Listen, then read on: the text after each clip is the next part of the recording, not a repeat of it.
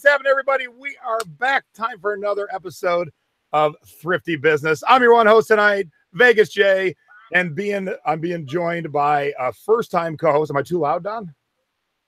You're feedbacking. I'm your one host tonight, Vegas. Oh, someone's got it. I can hear it. Do you have it on, Don? I can hear myself somewhere. Do you have the YouTube feed on, Don, that hasn't been muted? I'm going to guess that's what's happening right now. I can hear myself somewhere. My bad. Okay, now I can hear myself even more. No, that's it. It's not me. Do our guests have the YouTube feed on? I can hear myself somewhere. My bad. Okay, now I can hear myself even more. It's got to be you, Don. All right, taken care of. All right. And ladies and gentlemen, he is a first-time co-host. It is Trad'r Don. How the heck are you, Don? Good. How you doing? I'm good now that we found the source of the feedback. All right, so now we're off and rolling. How is everybody doing? Sorry we missed you last week. We are back, and we'll be back for 2 weeks in a row here. So excited, and we have a great guest tonight. So before we get to them, let's get right into our first segment, shall we?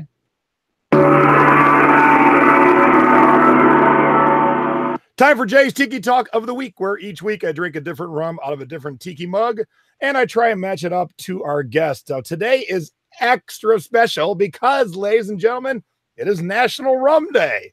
So I did match the mug up with our guests, but the rum I chose was extra special because it's National Rum Day. So let's welcome our guests, Rob and Melissa. What's happening, guys? What's up? Hey. Flea Market Flipper. What is happening? We are all right. So here's the rum I'm drinking tonight. It is called Joy. It's from Appleton Estates. Joy is the master blender there, master distiller. Is that her name? What's her title, Don? Is she a Levi's expert too? No, different Joy. And so this was her special blend that you could only get for a limited time. And man, it's an amazing bottle they put it in. Never had it. This is the kind of thing that, although the rum is yummy and delicious, after the fact, when this is empty, this bottle will sell for good money. I sell a lot of empty rum bottles for crazy money. And because our guests live right outside Orlando, I chose a Trader Sam's Tiki Mug from Disney World. So cheers. And what are you drinking tonight, Don? I see yours lights up, you son of a bitch. I'm having a classic Navy grog. This is in a limited edition Michael Grider mug, which is made from brass and copper with a special patina. And it's a very limited number on the little plate on the back. He had some health issues over last year, so he hasn't been able to fill the 50. But I was on one of the pre-orders, so I got mine, and he'll hopefully catch up soon. And Rob and Melissa, what are you guys drinking? Got a glass of water? No rum on National Rum Day? No, I'm sorry. All right, so stay tuned, everybody. You cannot wait till you see the things that these two buy and flip. It'll blow your mind. So you guys sit back, relax, enjoy the show, and we'll see you in about 25 minutes. Awesome. All right, Don, let's get right to our first segment, shall we? Oh, there we go. Time for our scores of the week, where Don and I will show you the cool stuff that we sold. These are typically bolos. Be on the lookout. Things that you should be looking for when you're out hunting around. But you're up first on all these segments, Don. All right.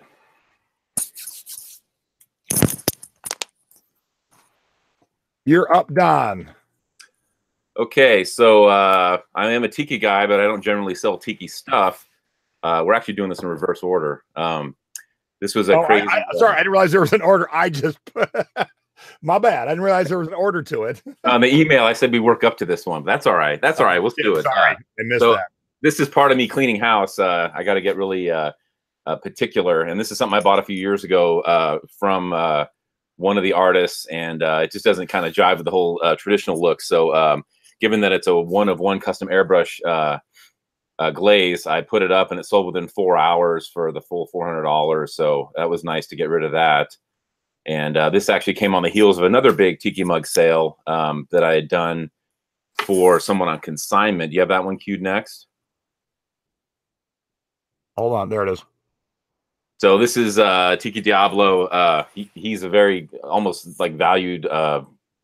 He just makes these art pieces as mugs, and they really hold their value well. And this was an anniversary mug for Forbidden Island, local tiki bar from last year. And so this was a consignment sale for me. This sold overnight. And once again, on both of these, you always wonder, well, could I have gotten more? Well, based on the research, I was already kind of fudging beyond what had gone previously, so everyone was happy. Yeah, I definitely feel right now with mugs there's this high arc because I just sold the Kahiki fireplace, and the highest sold ever was 175. So I listed it at 225, thinking I could take an offer or put it on sale, and it sold overnight for the 225. I'm like, crap, I went $50 higher than the highest, and maybe I should have went more. I don't know. All right, but not everything you sell is tiki mugs. You also sell some crazy plush. So I grabbed this out of the toy aisle. I'd shared this on the thrifting board. So like a lot of things, this might be redundant from other media, but this is the Cthulhu Toy Vault plush from 2007 that was $3.99 in the toy aisle. So the tags on it. And, you know, he's kind of a hot property, seeing kind of a resurgence and mashups and stuff. So I just thought rendering him adorable like this was an added incentive for people as a must-have. So took a chance on it. I didn't even like really research it in the store, and based on some of the research, this seemed to be where it could have gone, maybe possibly even higher. Sold after about 2 months. Very nice. And something else near and dear to my heart: CDs. So I sell a lot of CDs too. I don't really get the home runs that you do as often. What's interesting is a decade, even 5 years ago, the Pottery Barn CDs were usually always a guaranteed $10, $15, $20 a piece, and that really started to taper off. And so it's always a good idea to start lotting things together. And this is one of those lots where over time I would grow it out, you know, as I acquire new pieces. And I don't recommend a lot of people doing this, but I threw in a huge bonus, which was an MP3 disc with 50 of their titles that I have from my own collection that I threw in there. So it was nice to see all these go away. I probably will not be picking up any more of these, as I'm kind of getting a little tired of storing a lot of CDs and stuff. But this was good sale. Very nice. All right, so I got a couple. I got a variety pack tonight. Bought this Brooks Brothers pinstripe suit for $8. Had a little bit of staining on it that wouldn't come off. I mentioned that in the condition field, but I got almost $54 for it. And it was only in my store for about 3 weeks or so. So that was cool. This was a promo that I had that I just got for free because I worked at a record store back in 1998. It was a blow up for the band Less Than Jake to promote their album Hello Rockview. And, you know, been just cleaning things out of my office, and I saw that sitting around. So I blew it up. I took some pictures, sold it for $60. Now I had nothing to base it on because no one else had this at all ever. So I put it up for like $130, and it sat for 5-6 weeks. Someone offered me $60. I've had it for free since 1998. I was happy to take it, and they were happy to get it. I've been selling my friend's record collection, and this is one of the better ones to keep your eyes open for.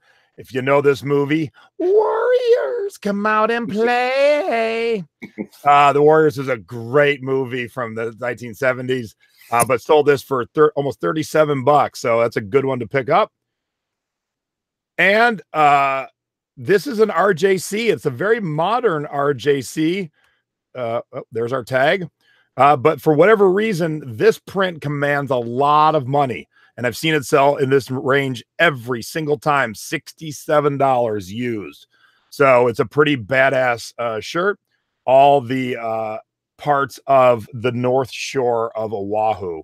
So keep your eyes peeled for that because it does sell quite often. So that means it is out there. And I always show my CD score of the week. And oddly enough, this is a Polynesian Tiki CD called Ports of Paradise. It sold as I was driving to the Tiki event in San Diego last week. So it's like the universe knew I was going to Tiki. And so I picked that up for $6 and sold it for $27. I have that on vinyl. It's got some great gatefold artwork. Yep. Yeah, I got it on vinyl too. Hey, I wanted to talk about your Hawaiian shirt. I bought that 5 years ago at Tiki Oasis in 2XL from Tony Jansen, you know, Tiki Swag. And I think it was probably $40 then, and I think I sold it for 50 2 years ago. And yeah, I had no idea that print was. It might have been recent that it was spiking like that. But yeah, it's crazy. So I love that print, and I always keep my eyes out for it. All right, you've seen our scores. Now it's time.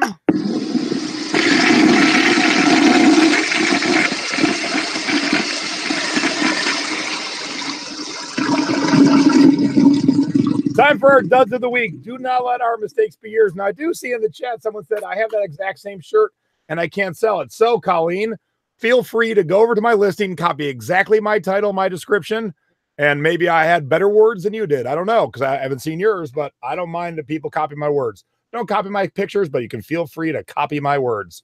All right, Don, let's hear about your duds. Okay, so I snap up a lot of kind of recent vintage items, leaning hard into the whole perceived value rabbit hole, and I generally do pretty well from the gut. And this is something I had bought 5 years ago, and usually shooting for that 20-30ish range. And this is for a precision shotgun drill team out of Northern California here, and just nobody was really going for it. So I dropped the price, and it actually sold during like a pretty generous summer sale I had on. So I was just glad to see it go, because again, a lot of these I'm picking up for $1 and $2.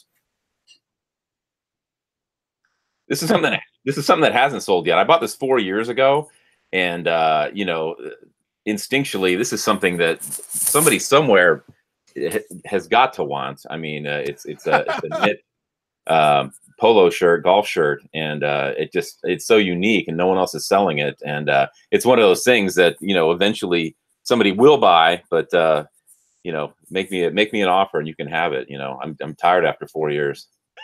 It can be yours today. All right, here's something that I was shocked.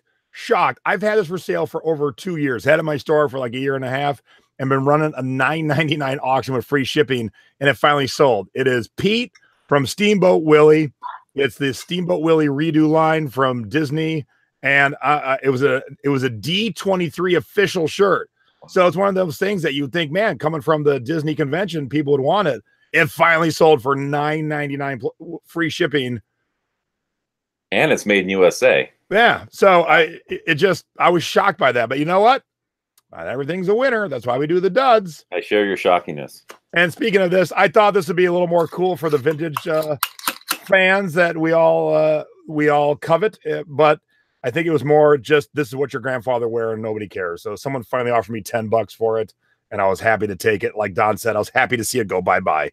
It laid around for far too long. So see you later. All right. You've seen our scores. You've seen our duds. Now,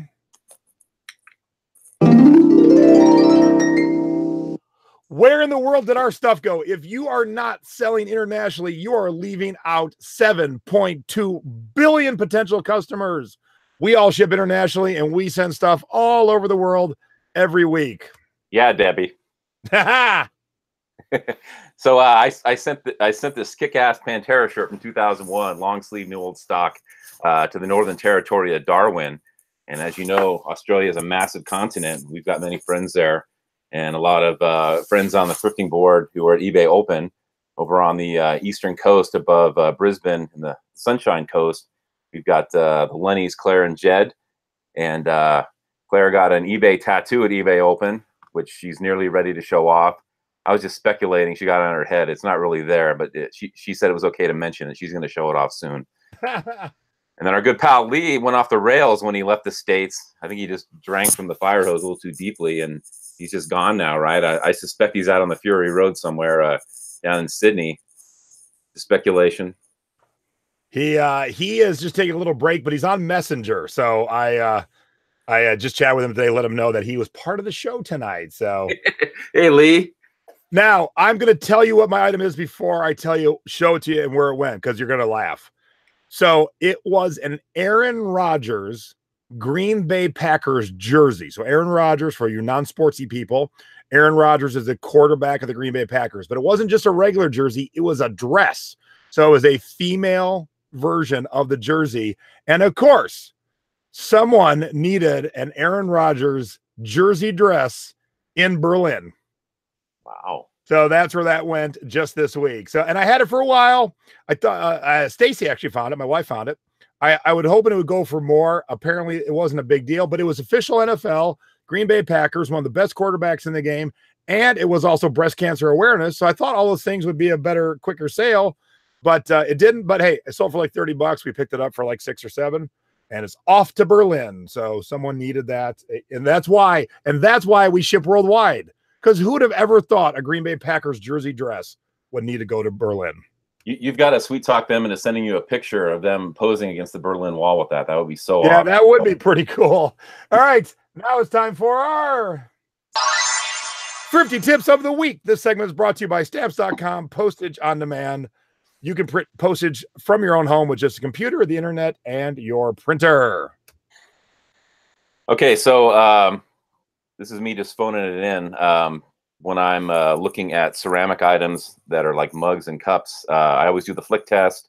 You want to kind of suss out anything with hairline cracks. So before I really take any analysis further, I'll hit my finger against the edge of it and I hear the clear ring. I'll proceed to other things. I mean, that won't absolve you of any kind of stress marks on the handle or crazing or anything. But, you know, I don't even begin to exert any effort in deciding whether I'm going to buy it unless I get a nice clean ring out of it. So that's what I do in the thrift stores when it comes to mugs and cups. Yeah, I have a coconut mug that I didn't do that to, and yeah, I wish I would have because it's cracked all the way inside, which I never noticed. All right, my thrift store tip of the week is only, you know, I've shared this a million times, but this one's extra special. So who doesn't know this movie? No one. Everyone knows it. But guess what? I sold it on beta. Woo! Still sealed, new with its original $14.99 price. But here's why, and I sold it for $16.74. I paid $1.99 for it. But here's why I wanted to share it tonight, Don. I love when I sell a Hawaiian shirt to Hawaii. Okay, where was Saturday Night Fever centered? Where were they? Where was the movie set? New York City. But more specifically, Brooklyn. And this went to Brooklyn. Yay! Sweet. So I was very excited. I'm a nerd for shit like that. So hey, I just want to connect this to your show with the vacuum cleaner guy when you were talking about avoiding the HD DVD. How that's the beta of the Blu-ray wars, and here's beta selling. Yep, beta will sell. And when I was ringing out and bought this, everyone in line, including the ringer outer, was so excited that I was buying a beta tape. And the guy behind me wanted to talk about his beta machine with me. So what'd you pay for it? I paid $1.99, sold for $17. Sweet. Yeah. All right. That's our thrifty tips. Now it's time for You Have Got to Be Shipping Me. Tips and tricks, what to do and what not to do when it comes to shipping. Okay, so this is something else I had on social media. I like to include a little bit of local swag in the outgoing order. It's kind of a little surprise for someone to open up. And so being on the West Coast, where In-N-Out Burger is, you know, I like sending these to the East as kind of like a front against White Castle and to Europe and what have you. And I've gotten a lot of good responses out of these. About 10 years ago, I emailed In-N-Out Corporate to see if they would send me a gross of them to use this for that purpose, as kind of a goodwill reach out. And they gave me a very polite, quick response how they're not intended for that purpose. So, you know, they're lost. But I still scoop up a dozen, 20 a month and include these in a lot of orders. Very cool.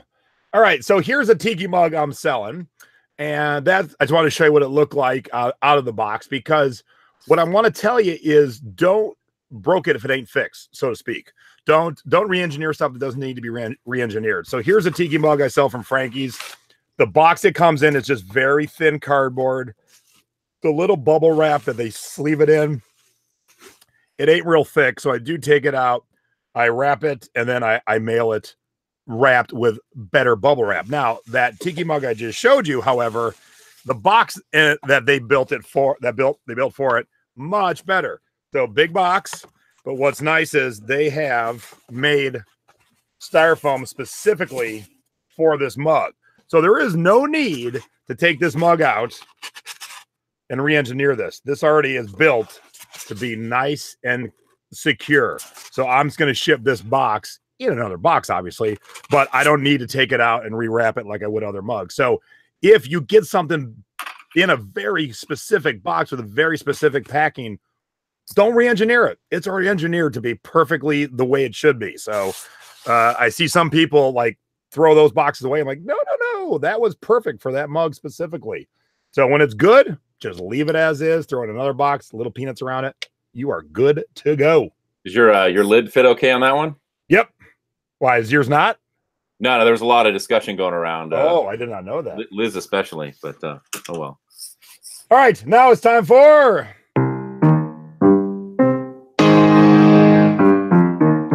our eBay tip of the week. Little tips and tricks that'll help you with your eBay business. Okay, so I sell a lot of vintagey type clothing, and I like to emphasize true and actual fit over tag size. Of course, I disclose everything about the shirt elsewhere in the whole listing, but if you could find take it from the top, Jay. We got the title, and then we have the item specifics, and then this is the body. This is the third part of it.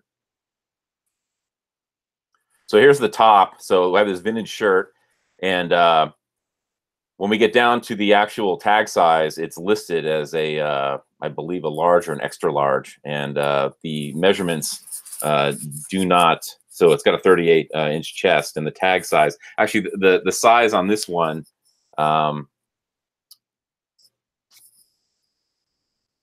I'm getting lost now. Okay, so the tag size is large, 42-44, which it is not. So I do mention that in the listing. In the item specifics, I tell what the true fit is, and I also indicate that from the top of the listing, so your buyer isn't disappointed with what they get, because a lot of them are prone not to reading all the way through, especially on mobile. And mobile will emphasize your item specifics more prominently than clicking into the more info, which brings you to the body of the description here.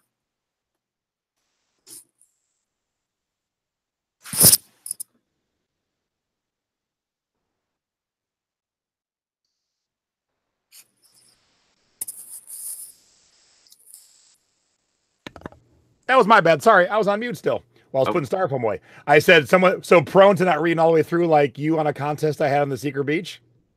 I heard about that. I wasn't able to take it from the top.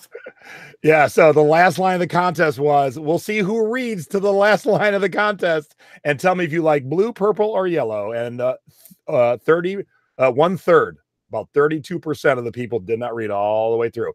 So I just wanted to show too that your buyers aren't going to either. So try and get as much important stuff in your title and your condition description field as possible, because they aren't going to read all the way through. Some will, but a lot won't. So always keep that in mind. You got to try and get them with a picture in your title. All right, Don, are you familiar with the band Treasure? Nope. Okay, let me show you. The guys in the band. So the first guy I want to show you is this guy right here with this swell mustache, and his name is Vinny Cusano. Do you know Vinny Cusano? I feel like I should, but no. Right. So here's my eBay tip, especially when you're selling music. And while I'm telling the tip, if anyone knows who Vinny Cusano is in the chat, pop it in there. You got to read the liner notes, and you got to do a little research, because how you sell things is not always going to be apparent, because Vinny Cusano is nobody. But Vinny Cusano became somebody way bigger than Vinny Cusano, and that's how you're going to sell this. Now, the lead singer of this band is Felix Cavallari. If you don't know him, he was a lead singer of the band called the Rascals.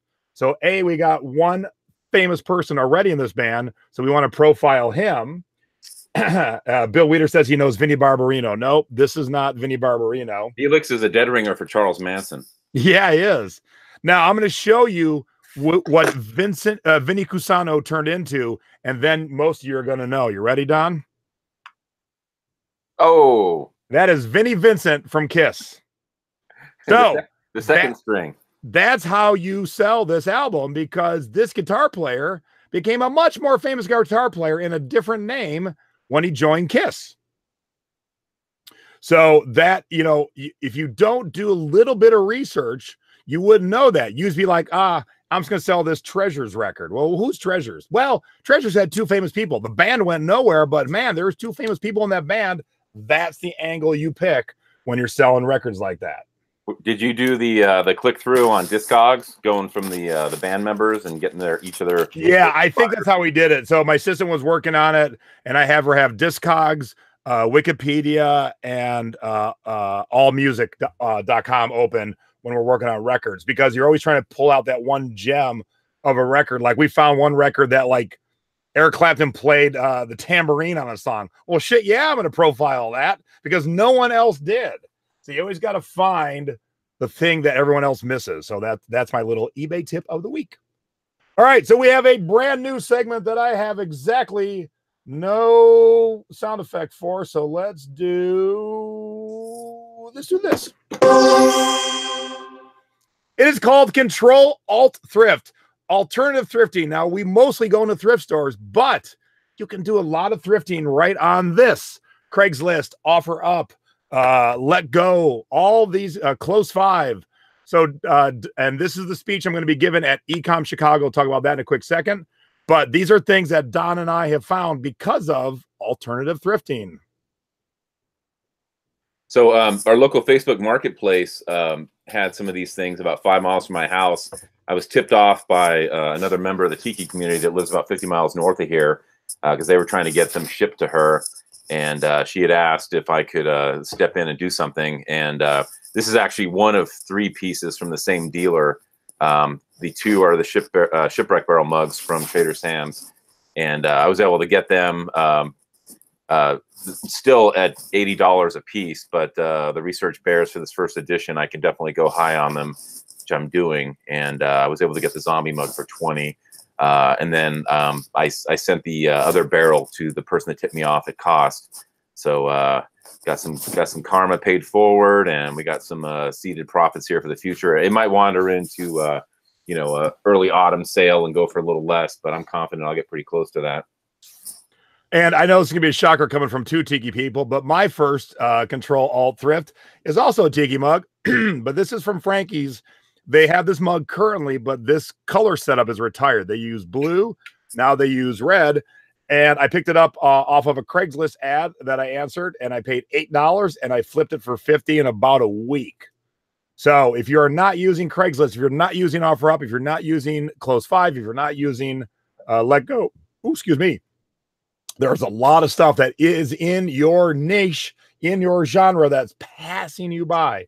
So start using it. If you're coming to Ecom Chicago, you're going to see an entire presentation upon it. All right, before we get our guests in here, let's do a quick little bit of housekeeping. Mom's finally back from her Italy trip, so we're going to be having a selling past your expiration date, being Thrifty Over 50 this Sunday, August 19th at 6 p.m. Eastern, 3 p.m. Pacific. We're going to talk about 2 things, Mom's trip to Italy and if she did any thrifting. And if you saw my mom and dad's post in the thrifting board, they were curb picking the other day. So we'll talk about curb picking and what they found, and we'll talk to others who curb pick and dumpster dive. So that is Sunday. Coming up Monday, for those of you in the Secret Beach, is my Tiki Talk webinar number 6, Modern Tiki Mugs. And we're going to have a lot of discussion. And as Don said earlier, modern Tiki mugs are really works of art. So all these mugs right here that you see are amazing works of art. And we're going to be talking about, what to look for and how to flip it. And then next Thursday is my good friend Pam McAllister, Thrifty Business, August 30th, 9 p.m. Eastern. She is big at going to the bins, by the pound, Goodwill, Savers, a place where you got to keep your elbows in and watch yourself. You're going to get run over. So we're going to be talking to Pam about the bins. She's local to you, right? No, Pam lives in Connecticut. Oh, okay.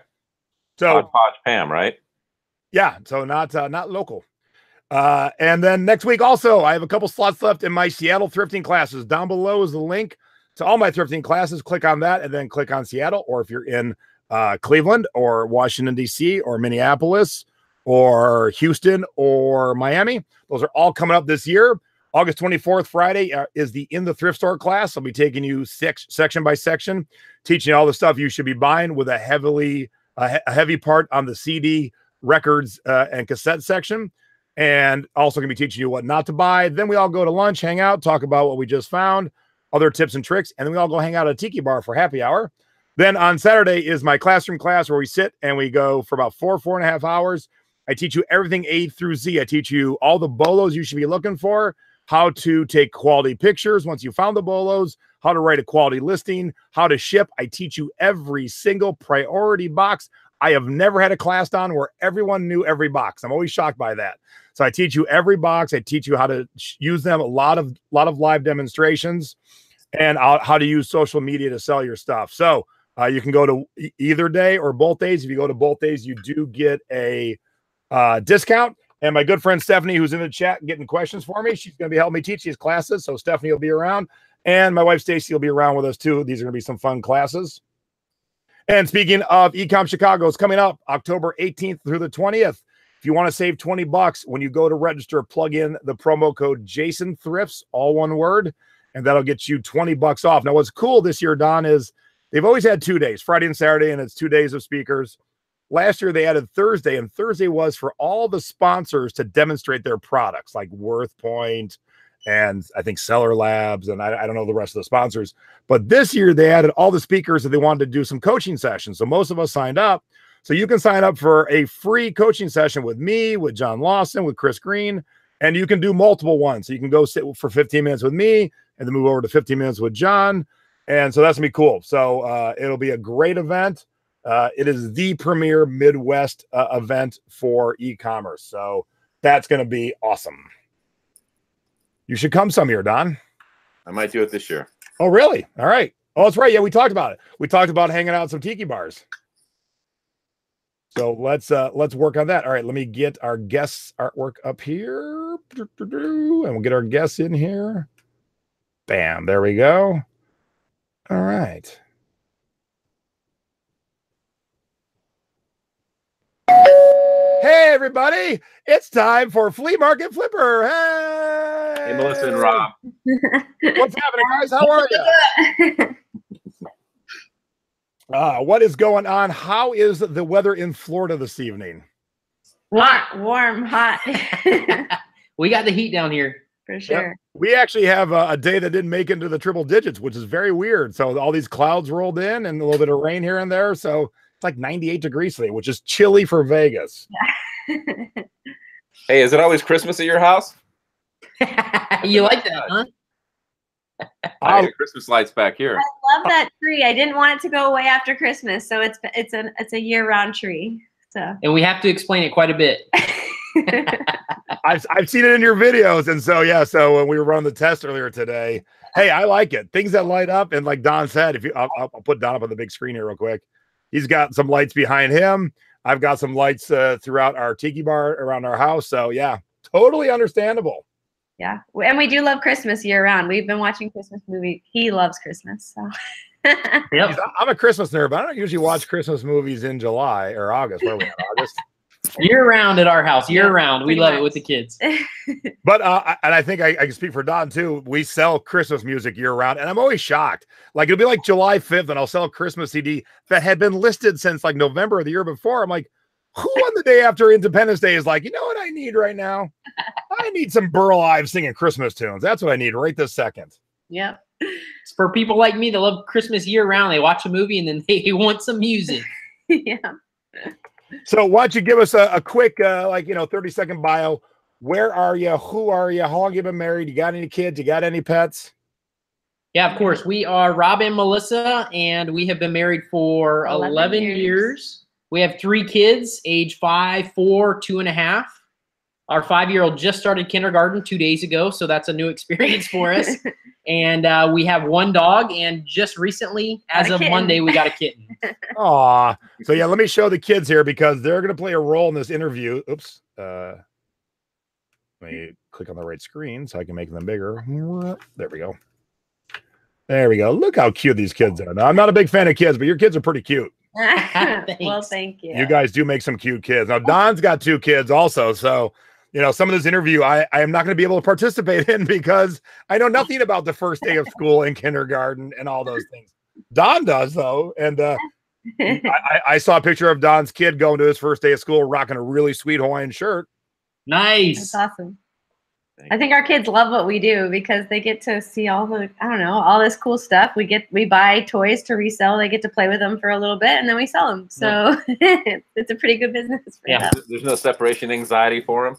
No, because they get how a new toy is so cool. Like we sell Power Wheels and a whole bunch of other toys. There's always new stuff coming in and they know that. So there's always other stuff coming. So yeah, it's like that new toy all the time and then you're done with it and we sell it. So it's good. And let me guess, like most kids, you have all these fancy toys, and then you find your kids playing in the box. Yep. That's right. It's crazy. Yep. Yeah, we go. Our neighbors have 2 cute little girls, and they got all kinds of toys, and I'll pick them up stuff at the thrift store, and then I find them playing in a box in a bag. I'm like, you have all these great toys, like including like like those power cars that you drive around, and they're rolling around in the driveway in a box. I'm like, oh well. All right, so Flea Market Flipper. So how long have you been called Flea Market Flipper? We started Flea Market Flipper about 3 years ago now. But Rob's been flipping items since he was 16. So yeah, 20, over 20 years now. I've been doing years. it on and off, part-time, full-time. And all right, so here's a $1 million question. When you guys met, were you into flipping and thrifting and antiquing in flea markets? I had no idea what he did. I married into it for sure. But yeah, but it's a lot of fun. Yeah. I mean, it was always like our side gig for a long time, and now it's our full-time thing. Yeah. So it's a lot of fun. Do you mind sharing what your real jobs were before you quit them? I was a personal trainer for 10 years, and then I quit. It's actually an interesting story. It's actually how we started full-time. I quit right when our third baby was born, because I was like, it's crazy. I need to stay home. I got to stop. And then about right when we decided that, his job decided to get rid of health insurance. So we're like, well, that's the only reason you had that job. So I guess we're doing this full time now. Yeah, so. I did homeowners insurance inspections. So I just took pictures of outside pictures of homes. But he still made more money flipping on the side than he did at that. We just had it basically for the health insurance. So. So I'm sure there's going to be some people that are going to ask this question. So you don't have a traditional job. You work for yourself. So how do you handle insurance? Because I luck out. My wife works for a company that has good insurance benefits. So I never have to think about it. But I know there's a lot of people, and some watching right now, that have to deal with it and think about it. So what is the process for getting your own, I guess?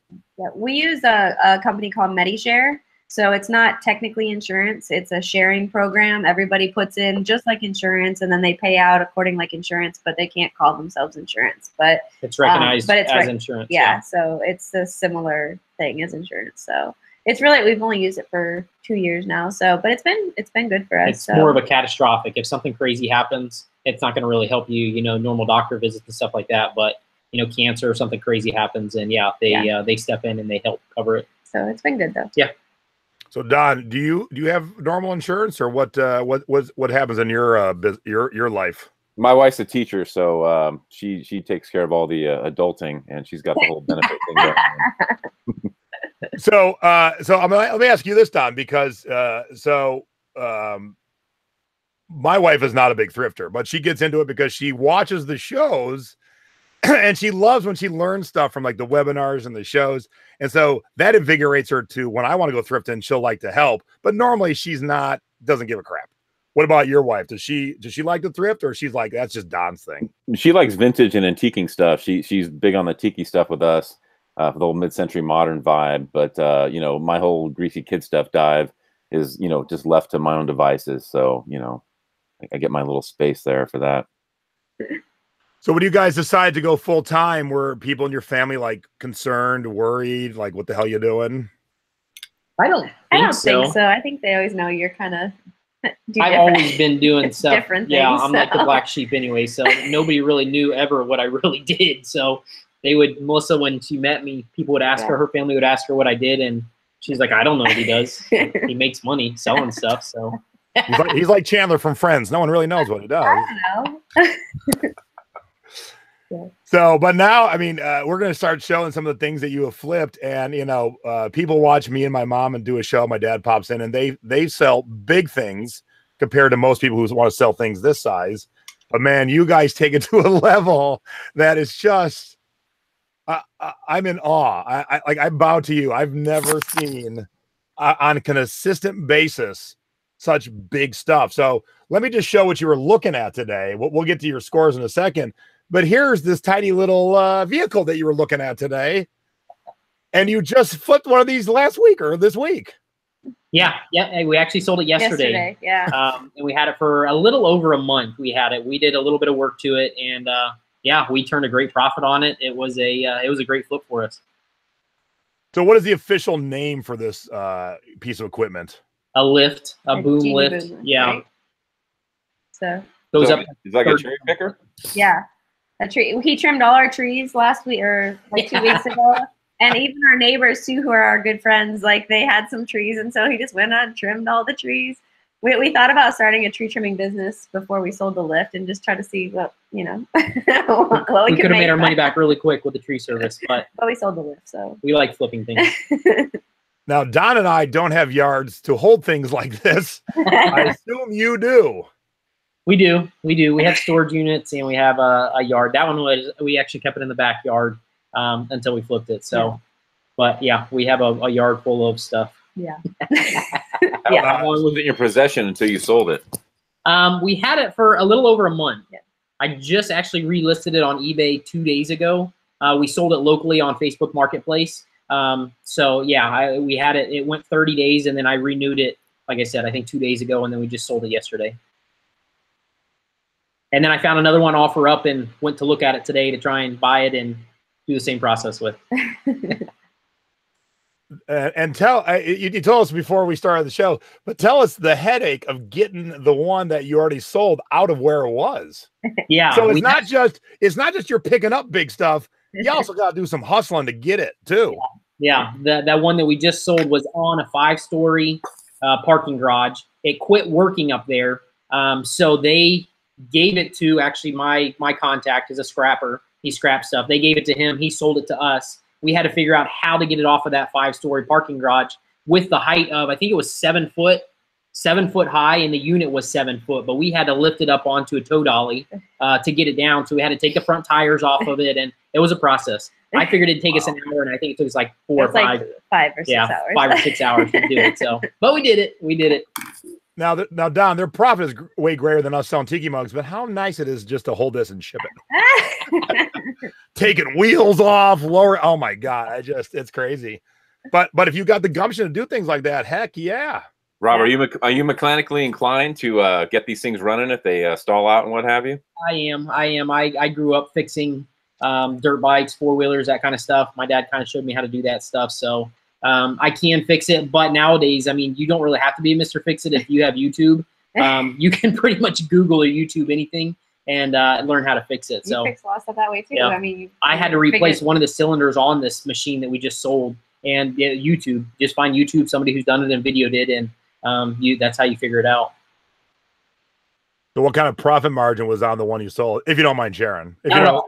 Yeah, not at all. We posted anyways, but we paid $3,000 for the one that we just sold, and we sold it for $10,750. Almost 11. Yeah, I put new batteries in it. I had a little less than $1,000 in parts and pretty much parts, batteries, and seals for the hydraulic rams. So yeah, less than $4,000 total, and then we made almost 11. Yeah, almost $11,000. Now, I'm not mechanically inclined. I mean, I'm the opposite of you. But yes, YouTube. If you've needed to do something. Before you call the locksmith, go to YouTube. I broke off the key in my front door once, and I was going to call the locksmith. I'm like, I'm going to go to YouTube. And this one guy made the best how-to video with 3 different ways to get a broken key out. I watched the video. I walked downstairs. I did what he told me to do. I'm like, that was easy. $100. Hell yeah. That's awesome. Yeah. But so Don asked if you're mechanically inclined. You also have some other skills. Is it this one? Yes. So you bought this teak furniture that was looking a little weathered out there. Yeah. And most people, this came off of Offer Up. Most people would go right past an ad like this because they would think it was all rotten chairs. I grew up with boats. I knew right off the bat looking at it that it was teak, and teak wood does this when it's weathered and not stained. The guy asked $100 for this whole set. It's a huge set. We bought it. All I did, and you give me a little more credit than due on this, all I did was pressure wash it and put some stain on it. It's not rocket science for this type of wood. And yeah, we turned, I think this was 25. Yeah, 25. I upsold the guy. The guy didn't want these bar stools. He only wanted the couch and the other chair, and I upsold him the bar stools. In total, I think it was $2,500 is what we sold it for. And what'd you pay? $100 for all of it. Now, let me show you, once we get past the Harrah's Las Vegas ad, let me show you the difference, because this will blow your mind on how well it turned out. So there's starting to pressure wash it and clean it. looking a little wet there, but but look at the difference. There's the before and after. Wow. And a lot of people don't know that about teak wood, but that's what teak will last forever. That's why they use it on boats. And yeah, it's a night and day once it's clean. Rob, is that a common outdoor furniture choice in South Florida there? Yes. For sure. Yes, it gets really, it's an expensive wood too, because it never really rots. It always lasts. It just weathers a little bit. You have to clean it and stain it. Oh, my mom's here. She just got back from her meetup. Hey, Mom, you're just in time to see things that make the stuff you and Dad buy look tiny. All right, let's go. I got to go right to it, even though we should probably end on this one. I got to go right to it because, Don, this is insane. Oops, let me back it up here. Yeah, look at this little tiny Harley Davidson sign you bought. Wow. But you didn't buy just one, did you? No, we got 3 of them. 3? Yeah. This was the largest one, this picture. We had 3, like a medium size, a large, and, well, the medium was still large. Yeah. The small was still 8 foot long. Yeah. So if that gives you any idea. So I'm guessing a dealership went out of business? They didn't. They upgraded their signs, and this is my same connection for my scrap guy. They called him to take them to the scrap yard, and then we bought them from the scrap yard because they were in awesome Great shape. Yeah. And we sold the medium-sized one. We actually still have this one that you have the picture of. We still have that one for sale. We've had a couple people almost pull the trigger on it. Nobody's pulled the trigger yet, so we still have that one for sale. That's just a matter of time, for sure. Oh, yeah. Yeah. Who else? I'm kind of shocked that the dealership wouldn't think, hey, why don't we just sell them ourselves? Yeah. You do wonder why somebody wouldn't have done that, because the other one, yeah, none of them are in bad shape. So they just got new signs, and that's the only reason they got rid of them. So, I mean, there's no one that works for the dealership that is a relative of someone who has said, hey, let's sell these suckers. You know, it's just like, what? Yeah. And so here's a little asterisk to the story, though. The one you sold, where did it go? Vegas. That's right. Hey. In a large crate. I think that was the largest crate you've built. Yeah. So, and it took him a day and a half. He has it in our driveway. We really need a warehouse. We don't have a warehouse yet, but he's out front in the driveway. The forklift's holding the sign up until he can get the crate built underneath it. It was a day and a half. It was crazy. It was crazy. So it doesn't go in a flat rate envelope? No. And what did shipping cost on something like that? Shipping was $900. Yeah, you charged him $1,500, which covered his materials and labor. So yeah, my time, my materials. That's what we usually charge a little bit more, but I charged him $15. It cost me $9. I paid $100 extra for insurance because I did not want it to show up damaged. Yeah, that one we paid $250 for the sign, and we sold it for $7,500. Is boxing that up an all-day project? It was. That was, yeah. It was a long. He's like, it'll take me an hour or 2, and it was.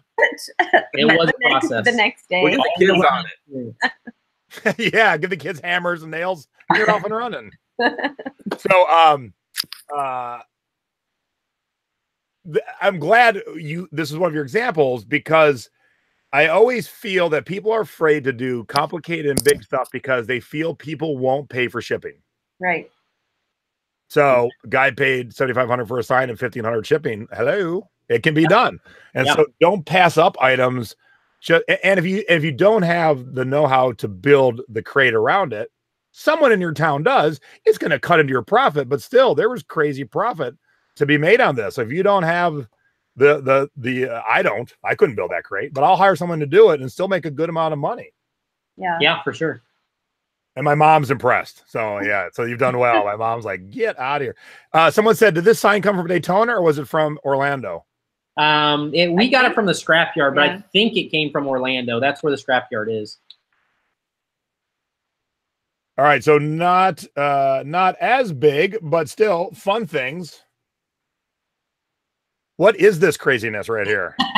That's what I thought too when I saw it at the local flea market. But it had a tag on it, and it's a tow truck light that they put on the back of a car when they tow when a tow vehicle tows a car wherever it's going. So and it's remote control, so it actually has a responding unit that plugs into the back of the vehicle, and then it wirelessly corresponds with this light. So I had no idea when I saw it. We paid hardly anything for it, and I had no idea how much they really cost new.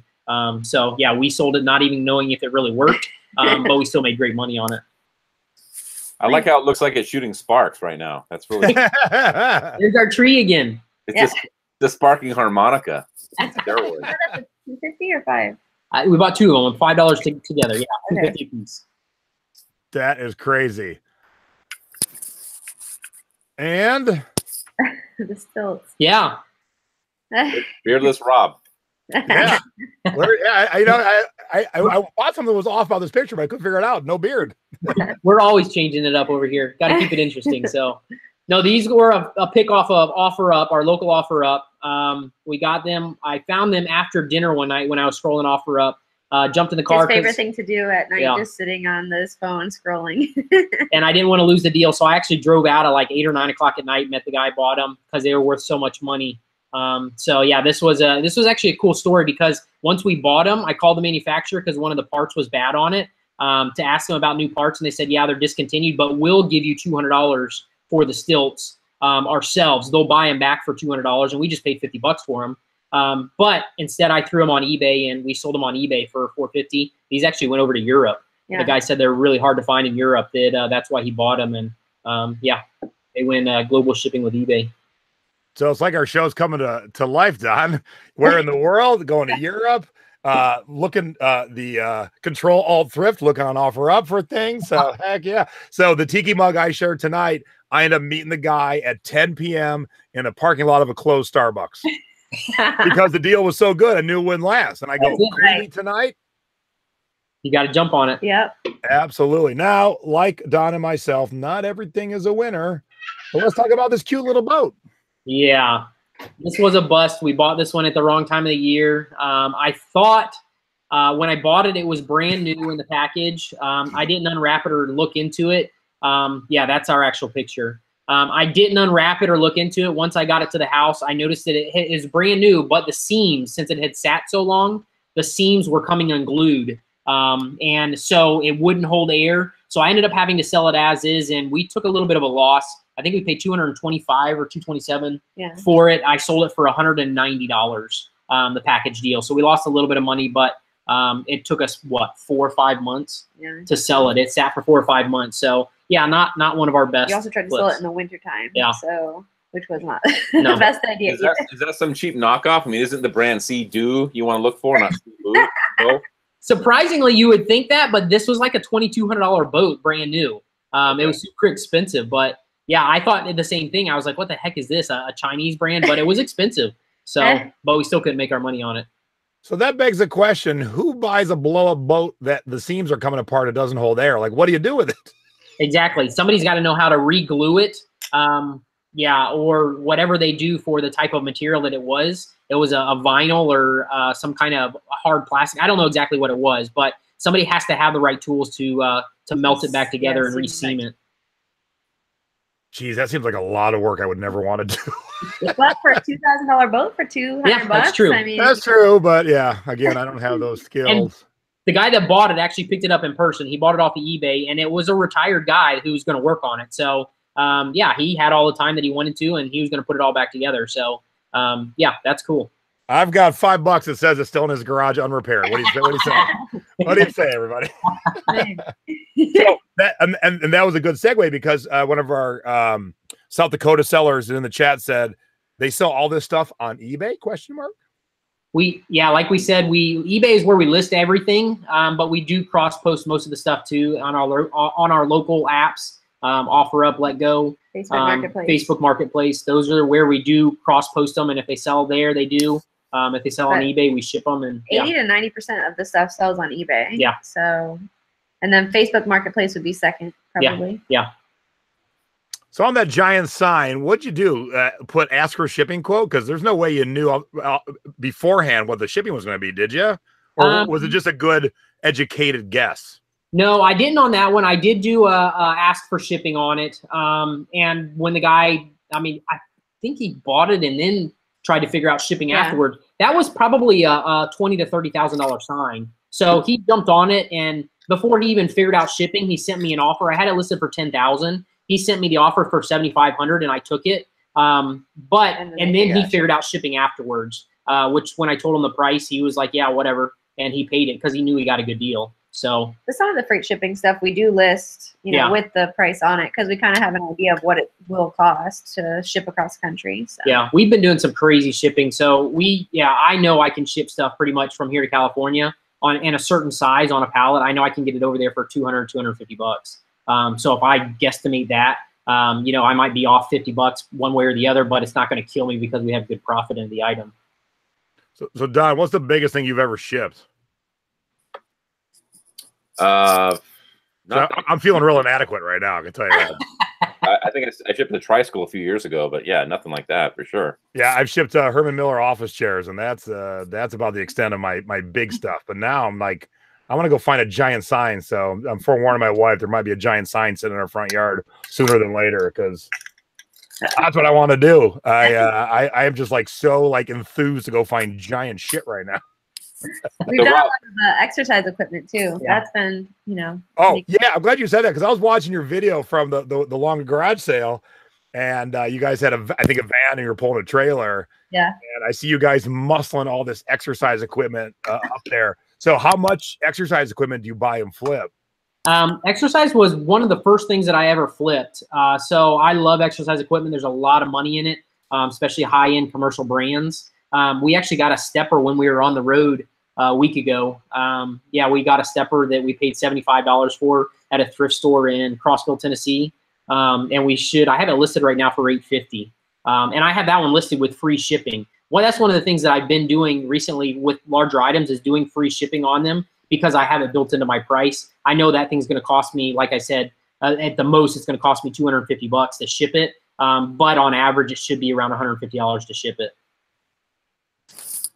I like it. All right, so you got one more dud that's still for sale. So if anyone needs this dud. Yeah, we do a lot of baby items too. We've done really well with strollers and some car seats, and this is a good brand, but I think it's an ugly color, so I think that's why it hasn't sold. It's been listed for a long time, and we still have the box with it. It came with the box. That's one of the reasons why I bought it. But it's sitting in storage, and we have not sold it. So how do your kids react, and do they enjoy all this? I mean, I know they enjoy playing with the toys, but when you're dragging them for 4 days up and down the world's longest garage sale, and they're little kids, I mean, look, here's my memory of little kids. When I was 4.5, my sister was 2, I think. We flew from Honolulu overnight to Chicago, and my sister cried the entire way on the overnight flight. So how do the kids do when you're dragging them around to garage sales? We don't like to fly with them, actually. We're better on road trips because we can stop if we need to.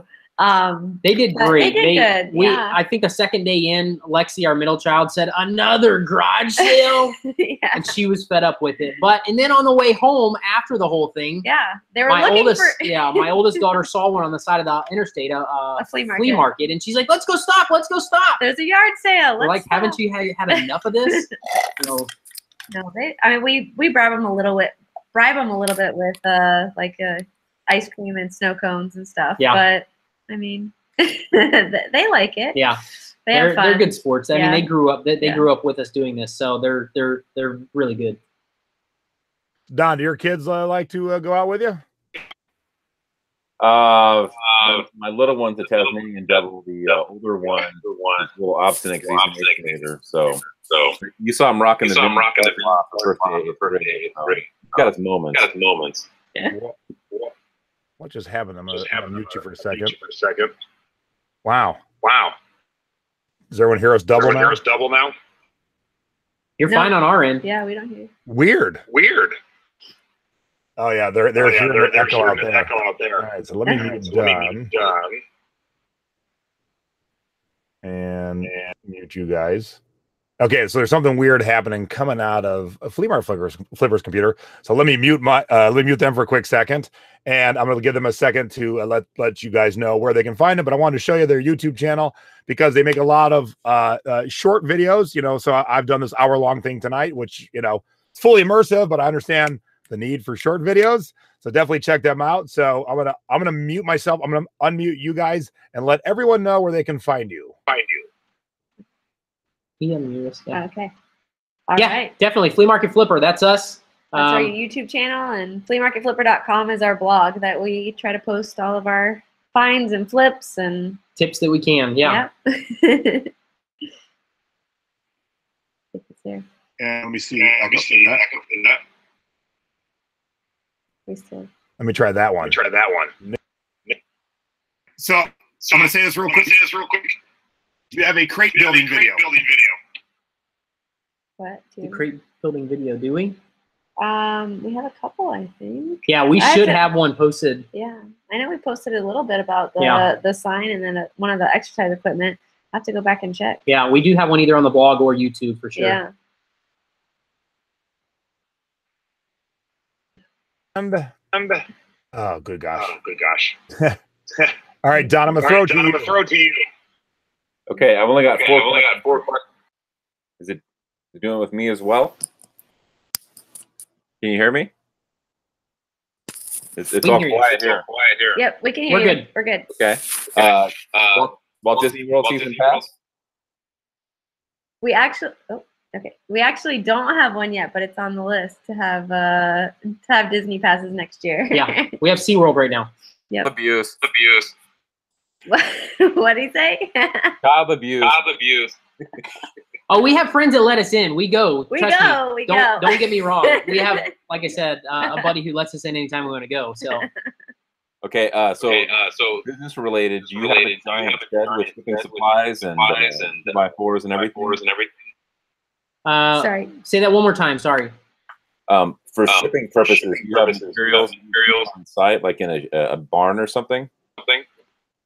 Yeah, if we're doing crates, most of the time, I to be honest, guys, I don't do crates. We more do pallets, and we strap them to pallets, and then we cellophane wrap them. I did crates back in the beginning when I thought you had to, but that kind of stuff, anything that I need, I don't buy it until I sell something and I have to get it. And most of the time, I don't buy a pallet anyways. I just go to the local, any of the local businesses around us, and they're throwing them away. And I just ask them if I can take one. We have a Habitat for Humanity that gives them to me anytime I want, just like less than a mile away from us. So, but as for boxes, all the stuff that we do ship, yeah, well, we have a closet full of boxes that we keep. We break them down, and then I keep bubble wrap. I keep, tapes. Cellophane for the yeah, freight. cellophane, all that stuff I do keep on hand, but it's not huge. It's just in a closet in one of our closets, kids' closets in the house.